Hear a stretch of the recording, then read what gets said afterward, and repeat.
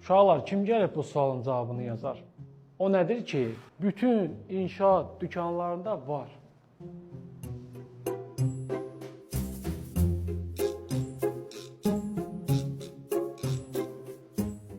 Natiq, dur sən gəl.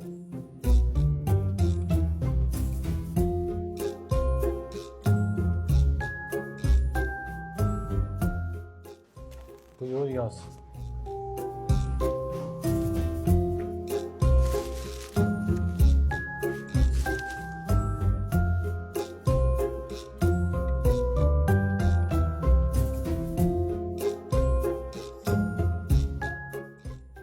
Natiq, mən bilirəm ki, sənin atan santexnikdir. De görüm, hansı borularla işləyir?